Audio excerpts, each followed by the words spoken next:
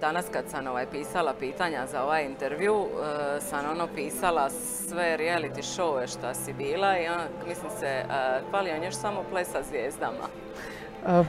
Sad si me, ubola si me, znaš šta, to mi je, evo sad ću reći, prvi put ću reći to, a to mi je takva želja.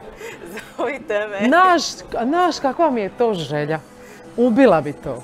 Znači ne mislim ni uopće stvar pobjede, znači bilo bi mi jako drago.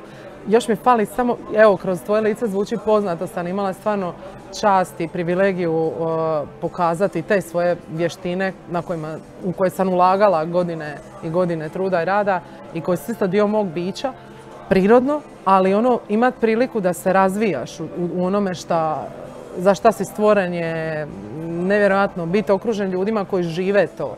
Ne oni koji pričaju da žive, nego oni koji su digli sidra i koji su otišli glavom bez obzira, srcima, kopaju, rudare, koji su podcijenjeni, kojima kasne plaće u kazalištu i ne znam, i di god da rade i koji svi zavlače i zajebu ih za ovo i za ono. I oni i dalje žive tu ljubav. Znači, nenormalna količina snage i dobre energije i života. Žive esencije se razvija u radu sa takvim ljudima i to mi je toliko slavlje.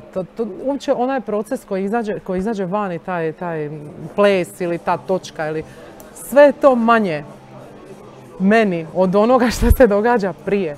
Jer to treba odživiti da bi izašlo tako. Čitala sam negdje si rekla da si za Michael Jacksona 7 dana gledala njegove intervjue. Mislim, ja sam to čitala i mislim se jebote predanosti u ovoj mali.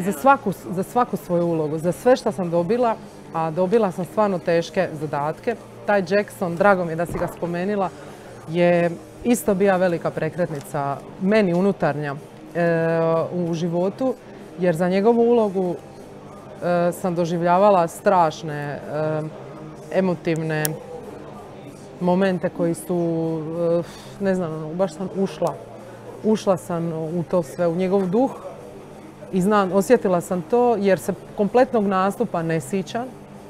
Znači ne sjećam se, a sjećam se reakcije ljudi na taj isti nastup koji su bili tu. I to je nešto što nikad neću zaboraviti. Sjećam se da sam prije samog izlaska na stage, znači nema ponavljanja. Takva su pravila bila. Maska mi je trajala 8 sati. Znači taj zen koji trebaš postići da ti uđeš u takav lik bez da si se vidio u konačnici. Znači ja sam njega trebala odraditi u sebi bez da vidim kakva sam ja to kao Jackson. Ta maska dođe tek 5 minuti prije izlaska.